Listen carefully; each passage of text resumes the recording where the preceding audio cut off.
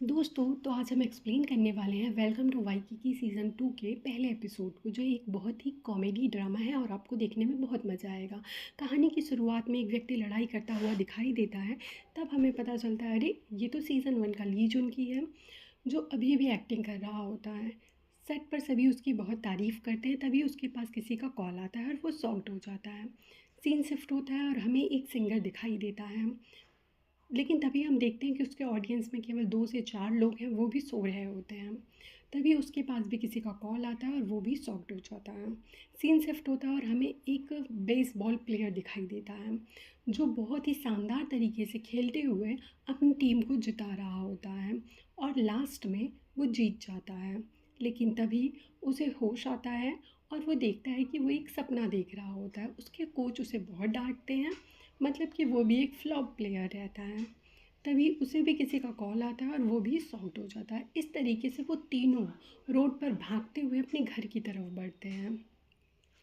ये तीनों जो हैं, ये जो दोनों और व्यक्ति हैं, वो ली जुनकी के ही फ्रेंड हैं। जब वो घर पहुंचते हैं तो देखते हैं कि उनकी जो मकान मालकिन है, वो उनका घर किसी और को रेंट पर दे रही हैं। तब वो उनसे कुछ दिन की मोहलत मांगते हैं, जिस पे उनकी मकान मालकिन कहती है कि पहले से ही मैंने तुम्हें 4 महीने की मोहलत दे दी है, अब और नहीं दे सकती। तो ली जुनकी कहता है 4 महीने नहीं, 4 महीने और 2 वीक। लेकिन तभी वो कहती है कि अब मैं और समय नहीं दूँगी।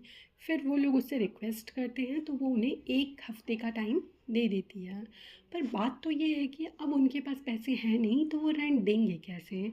उन्हें काफ़ी पैसों की ज़रूरत होती है।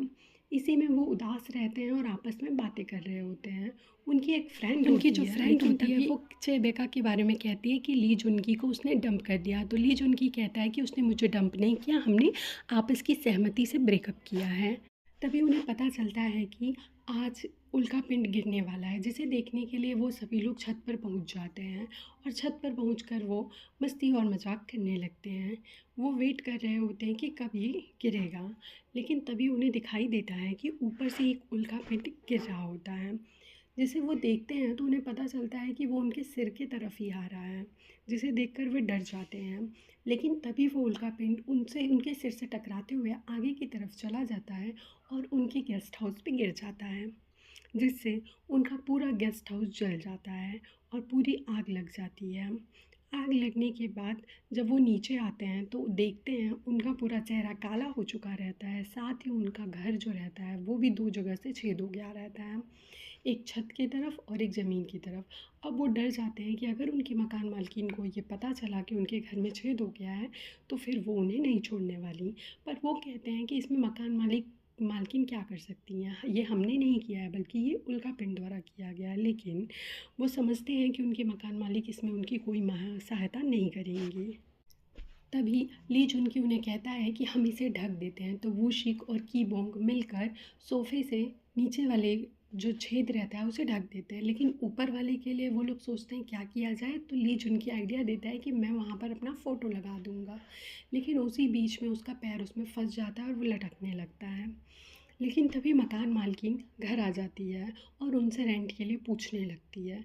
लेकिन तभी वो कहती है कि उसे कुछ आवाज़ आ रहा है, तो वूशिक उसे कहता है कि नहीं, कोई आवाज़ नहीं आ रहा। लेकिन तब भी वो पीछे देखने ही वाली रहती है कि वूशिक उसे गले लगा लेता है और कहता है कि मैं आपसे प्यार करता हूँ।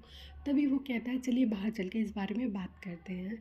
तो उसकी मकान मालकिन कहती है कि ये तुम कैसी अजीब सी बातें कर रहे हो, जिसमें वूशिक कहता है कि मैं 6 महीने से आपसे प्यार करता हूँ, और ऐसा कह के फिर वो चला जाता है। जब वो अंदर आता है अपने दोस्तों को बताता है कि मैंने ऐसा कहा है, तो फिर वो सभी उसका बहुत मज़ा लेते हैं और उस पर हंसने लगते हैं। उसके दोस्त उसे सजेस्ट करते हैं कि तुम्हें उन्हें डेट करना